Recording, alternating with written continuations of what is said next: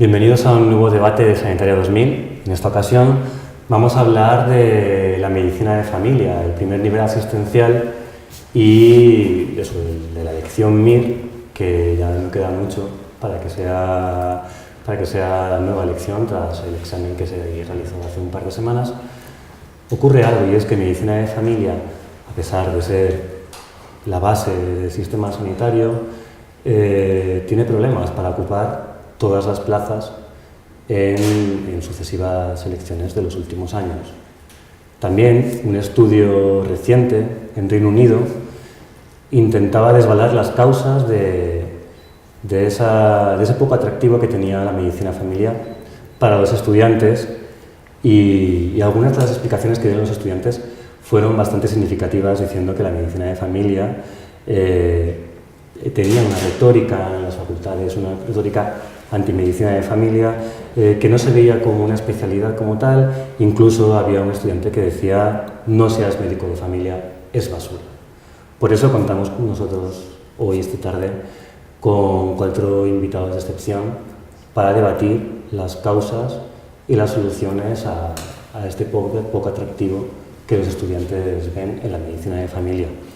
Empezamos por mi derecha. Tenemos a Juana Sánchez, responsable del Grupo de Dolor de la Sociedad Española de Médicos Generales y de Familia. Buenas tardes, Juana.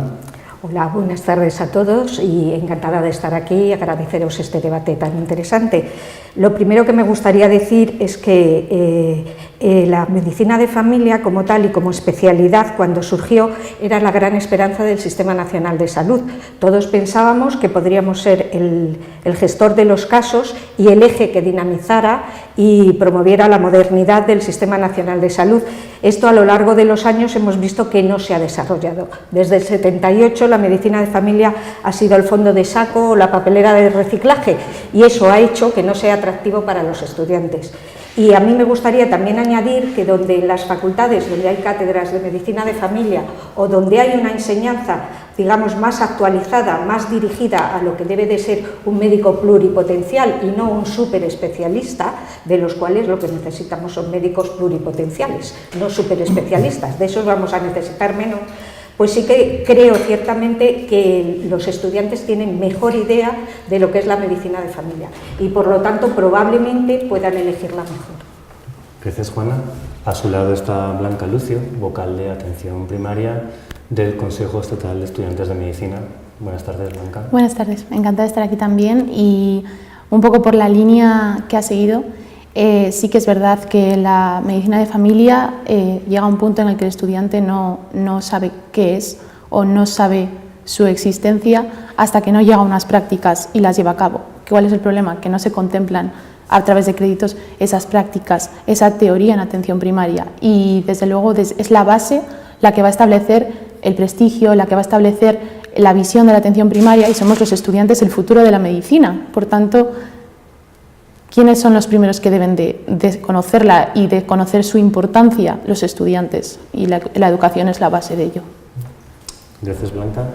A mi izquierda tenemos a Ana de Santiago, que es vicepresidenta de Senergen Madrid, médica de familia, atención primaria en Guadalajara, en Cogolludo, y profesora de la Universidad de Alcalá de Henares. Buenas tardes, Ana. Pues muchas gracias por invitarnos a estar aquí, a todos nosotros, y es un placer tener esta buena compañía. Estoy completamente de acuerdo con Blanca y con Juana, pero además yo creo que debo de ser un poco crítica, siempre he opinado así. Creo que los médicos de familia nos vendemos mal, muchas veces echamos balones fuera y echamos la culpa a la universidad, que no nos ha dejado un sitio dentro del grado, echamos culpa al ministerio, pero sin embargo nosotros tenemos un cuerpo doctrinal muy potente porque somos una especialidad nueva. Nuestra teoría es una teoría de peso porque se significa mucho de la teoría del cuerpo docente de otras especialidades, y de eso hemos hecho gala. Y yo creo que ahí ha estado nuestro error. Nuestro cuerpo docente es grande, nuestro fundamento como especialidad es grande, pero sin embargo eso ha hecho que la práctica clínica que hacemos y toda esa transversalidad que ocupamos. Somos médicos de familia, atendemos a la salud del individuo, pero también atendemos a urgencias, tenemos una pluripotencialidad, como decía Juana, muy grande, pero esa la hacemos menos visible porque en el grado fundamentalmente explicamos nuestra teoría, que es muy importante, muy novedosa, pero un poco aburrida. Yo creo que nos vendemos mal y yo creo que ahí está uno de los problemas por los cuales los residentes no nos eligen como una opción de lujo, que es lo que somos. Muchas gracias, Ana. Y ya a la izquierda tenemos a José Barberán, vicedecano de Hospitales, posgrado y doctorado en la Universidad CEU San Pablo. Buenas tardes, José. Buenas tardes, encantado de estar aquí. Muchas gracias por la invitación a este debate sobre la medicina familiar y comunitaria. Lo primero que tengo que decir es que yo no soy médico de familia, yo soy internista, entonces no vivo el día a día la profesión, ¿no? Puedo hablar desde la universidad y hay algunos aspectos que pueden condicionar esta falta de vocaciones por la medicina familiar y comunitaria. Antes lo decía Ana, ¿no?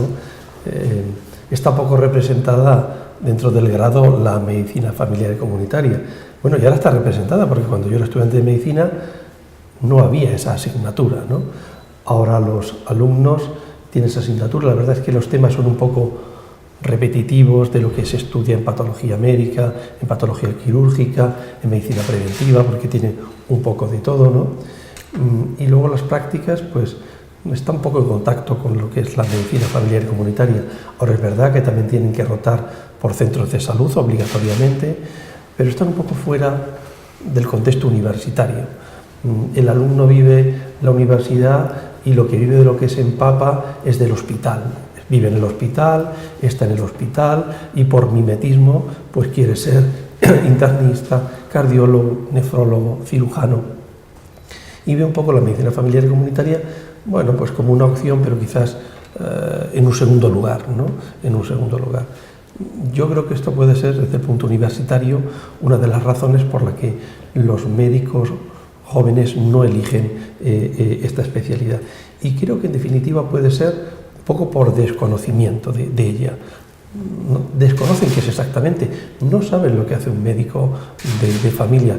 Es una labor fundamental porque es el primer contacto que se tiene con el enfermo y sobre todo en el sistema sanitario de salud, el primer escalón es la medicina familiar y todo el mundo accede por ahí o por urgencias, pero la puerta de acceso son los médicos de familia, que son los que evalúan y luego pues derivan a la especialidad. Podríamos decir, y esto ya es una pregunta que lanzo a nuestros cuatro invitados, que a pesar de que ahora hay más asignaturas de medicina de familia, es una asignatura obligatoria, no está en todas las facultades, pero a pesar de que hay este conocimiento en la universidad, no existe ese conocimiento auténtico de lo que es la medicina de familia, es decir, representa la parte de medicina familiar de la universidad, la práctica real del médico de familia, ¿está bien representada? No, yo creo que no. Una cosa que me gustaría añadir, y siendo un poco críticos, es, pero ya ahora me voy a dirigir a ser crítico con respecto a la prensa y los medios de comunicación. Es una especialidad, y por eso he agradecido que nos hayáis invitado al debate, poco mediática. Es decir, vendemos poco, pero es que hay que vender poco. Nosotros tenemos longitudinalidad. El paciente llega, entra por la puerta y le seguimos durante muchos años y vemos a sus hijos y los vemos crecer y los vemos embarazados y además después se nos mueren, como es lógico, o sea, los llevamos en toda la progresión, pero eso no vende, eso ocurre en la vida. Entonces, ¿qué vende? Un trasplante, ¿qué vende? Pues una gran intervención, que vende un fármaco que puede ayudar a remediar el cáncer. Eso es lo que vende y es lo que hay en los medios de comunicación. Entonces, cuando nos quejamos de que los estudiantes conocen poco la medicina de familia, es que no valoran la normalidad, quieren la excepcionalidad. Y eso en el mundo real no puede ser, excepcionales van a ser unos pocos. El resto seremos personas que haremos nuestra profesión y seremos profesionales. Y quizá en la facultad no vendemos eso, somos realmente aburridos Sí, porque damos las clases de comunicación o del control del uso racional del medicamento, que realmente son facetas muy interesantes de nuestra labor, pero que se quedan acotadas a una parte muy escasa de lo que realmente son nuestras competencias, que son muy amplias, muy amplias, muy amplias. Yo, siguiendo por esa línea, diría que a nosotros nos preparan para casos excepcionales, es decir, no nos preparan para tratar de manera regular una diabetes, nos preparan para una hipoglucemia de un diabético. Entonces, también eso, dices, yo voy a ser médico para salvar vidas. Salvar una vida también es regular la medicación de un paciente con una enfermedad crónica. Entonces, también debemos valorar si estamos formándonos para el paciente o nos estamos formando para una especialidad que nos puede dar ese tipo de prestigio del que hablaba Juana. Entonces, también el tema de las prácticas y el tema que comentabas tú, la medicina de familia y la pediatría y la psiquiatría en las facultades se da de manera teórica, pero luego las prácticas, que son lo que realmente llama la atención al estudiante y lo que realmente te permite decantarte por una especialidad u otra, por ejemplo, en medicina de familia, no son obligatorias en ciertas facultades. Es decir, tú te apuntas, una vez estás en sexto, te apuntas a las especialidades que más te llaman la atención, y medicina de familia es de lejos la última de todas. Y puede tocarte, puede no tocarte. Eso sí, se sabe que una vez estás en el centro de salud, es una rotación muy querida por los estudiantes. Es decir, se valora mucho una rotación por el centro de salud. Yo dos puntualizaciones, si me lo permitís. Primero, ya es obligatoria, sí que es obligatorio que en el grado se impartan las competencias propias de la medicina de familia. Lo que pasa que en cada facultad se hace de forma muy diferente. En algunas se hace como una asignatura en sí misma, en otras, como la mía, está dentro de una asignatura más amplia que se llama entornos específicos. Las competencias de medicina de familia tienen que estar descritas, es obligatorio, pero bueno, la forma de implementarlas es diferente en cada facultad. Además de que se impartan de forma singular y se impartan como medicina de familia y se tenga visibilidad en el nombre, yo creo que también hay que pelear por otra cosa. En términos de grado no hablamos de especialidades, eso es lo que hacemos los profesores que estamos metidos dentro de un mundo laboral en el cual impartimos clases siendo especialistas. En el grado es preferible hablar de competencias y por tanto los médicos de familia no solamente tenemos que enseñar las competencias dentro de la asignatura de medicina de familia. Nos irá mucho mejor y seremos mucho más visibles cuando los médicos de familia impartamos competencias dentro de la asignatura de medicina de familia, dentro de las propias de medicina interna, dentro de las propias de medicina legal, de preventiva, de cirugía, porque no hacemos cirugía menor. Es decir, todas aquellas capacidades que tengo yo como médico pluripotencial que soy, hacemos muchísimas cosas. Yo hago medicina, soy médico rural, hago medicina de urgencias y atiendo accidentados.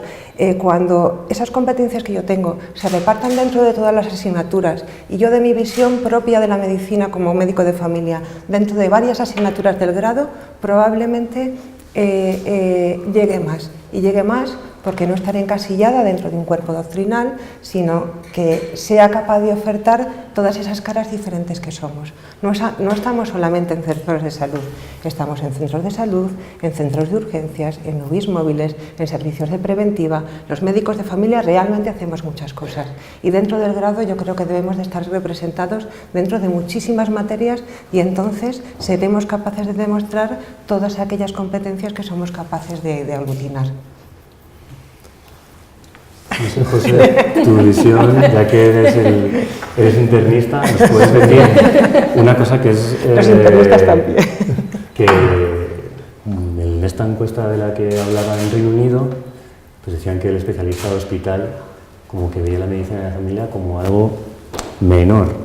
No sé si estás enfrentada a dos médicos de familia que han estudiado antivoca de atención primaria, a lo mejor es una respuesta peligrosa.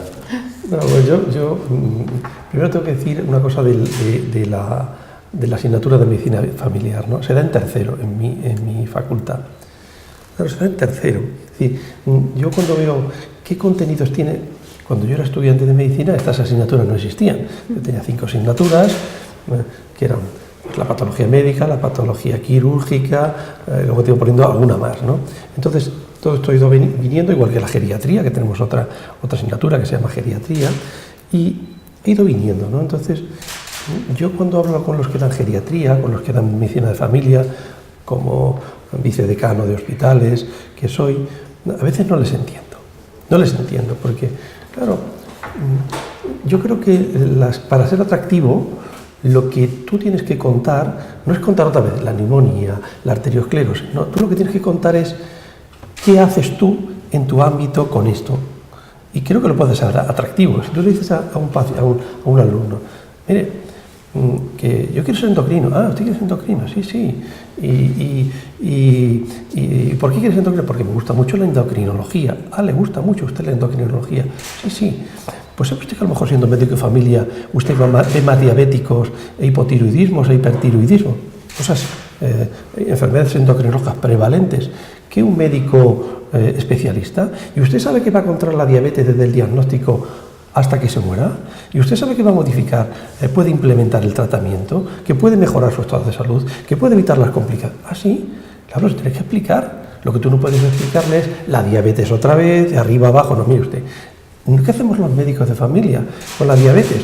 Pues mire, nosotros lo que hacemos, lo diagnosticamos nosotros, porque a veces lo diagnosticáis vosotros, la mayoría, la diabetes tipo 2, la tipo 1 la diagnosticáis vosotros, y a veces lo mandéis al especialista para una revisión de vez en cuando, pero tú eres el que vas a seguir la diabetes, el que vas a cambiar los tratamientos, el que lo vas a insulinizar, el que no, y las complicaciones ya las mandaremos al hospital. Es que un diabético tipo 2 no hace falta que vaya al hospital a nada, el endocrino puede ir de vez en cuando, pero la base, el seguimiento lo tenéis vosotros. Entonces, si vosotros hacéis esto, si lo enseñáis desde este punto de vista, podéis enamorar al estudiante. Ahora, si llegáis y le contáis otra vez la fisiopatología de la diabetes y el tratamiento de la diabetes, pues ya vamos mal, se lo va a contar el otro mejor. Entonces, creo que hay que cambiarlo. Y esto en muchos aspectos. Vosotros hacéis cirugía menor, hacéis medicina preventiva, todo el tema de vacunaciones lo tenéis vosotros. O sea, es que podéis hacer muchas cosas, pero no contéis cómo hacéis la infección y luego la vacunación, no. Darle lo que hacéis vosotros, contarlo. No sé cómo hacerlo, pero yo lo cambiaría el programa y lo haría así. Igual que los geriatras tienen que contar, pues oye, los geriatras tienen que contar esa enfermedad en el ámbito geriátrico, con las partículas. Pero no los cuentan a veces, cuentan otra vez lo mismo. Entonces los alumnos lo cuentan los otros mejor, pues no tiene mucho sentido. Yo soy internista y por tanto tengo una visión general del paciente, como tienen los médicos de atención primaria, la misma, solamente que trabajo en el hospital. Entonces yo veo las carencias que tienen mis compañeros súper especialistas. Los cardiólogos a veces no quieren saber nada más que de lo suyo. No quieren saber nada. Pero claro, los pacientes que ingresan, que tienen 70, 80 años, pues tienen cardiopatía isquémica, tienen arritmia, pero son diabéticos, tienen asma, tienen EPOC. Y ellos se dedican a su parte y luego vemos nosotros el resto. Entonces, yo os entiendo perfectamente. Nosotros vemos al enfermo, y eso también lo tenéis vosotros, de una forma global, abordando todas sus patologías.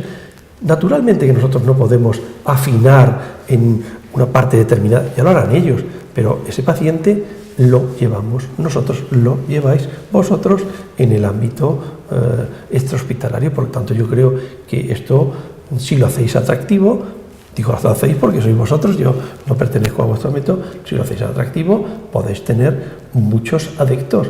Además, vosotros tenéis otra parte, que es la humanidad de la medicina. Muchas veces el especialista, ¿a usted qué le pasa? Ve la enfermedad. ¿Usted tiene una arritmia? No me cuente nada más. Le hace el electro, le hace el ecocardio, le hace un holter y ve un estudio electrofisiológico, si le tiene que poner o no tiene que poner un marcapasos, los fármacos, y si tiene que hacer una ablación de ciertos nodos de estos que producen las arritmias. Y vosotros tenéis el paciente, veis a sus hijos, vosotros podéis ganaros la confianza de los pacientes. Que los pacientes eso es lo que quieren hoy en día, más que lo especializado, el último alarido. Lo que quiere el paciente es que cuando vaya al médico le atienda, le comprenda y además que le sepa tratar como médico. Y eso lo hacéis vosotros. Entonces yo creo que hay muchas posibilidades, pero quizás no se sepa vender en la universidad por los contenidos que no están bien enfocados, y cuando los alumnos vayan por ahí, hacerle ver lo bien que vosotros lo hacéis, que hacéis mucho. Si es que vosotros estáis en el primer escalón que lo recibís. Yo creo que hay una cosa que sí que me gustaría destacar, y es que aunque fue una gran promesa, y yo creí y sigo creyendo que la medicina de familia, respecto a ese estudio que has contado de Inglaterra, se lo propusieron el Sistema Nacional de Salud inglés porque no puede seguir manteniendo, tiene que fomentar la medicina de familia o la medicina del primer nivel, porque si no funcionamos bien en el primer nivel, el sistema es muy costoso y no es posible mantenerlo, y eso lo tienen claro los ingleses y yo creo que lo tenemos claro, pero en este país nunca se terminó de desarrollar la medicina de familia, y no se terminó de desarrollar porque hubo falta de capacidad de resolución y capacidad de apuesta directa sobre la medicina de familia. Siempre fue, ya te digo, como la hermanita que había nacido, era necesaria, pero bueno, es necesaria para otras cosas, para que recete, para que haga esto, para que lo que a mí no me gusta, lo haga. La visita domiciliaria, y eso ha hecho que muchos compañeros que son tutores o que incluso les preocupó mucho y creían en este desarrollo, creían en la investigación en el primer nivel, creían en muchas cosas, estén desencantados. Y estén desencantados porque no ven tampoco un futuro. Y eso hace que seamos poco atractivos también para los estudiantes, porque si uno no reparte entusiasmo, es muy difícil que el otro lo vaya a tener.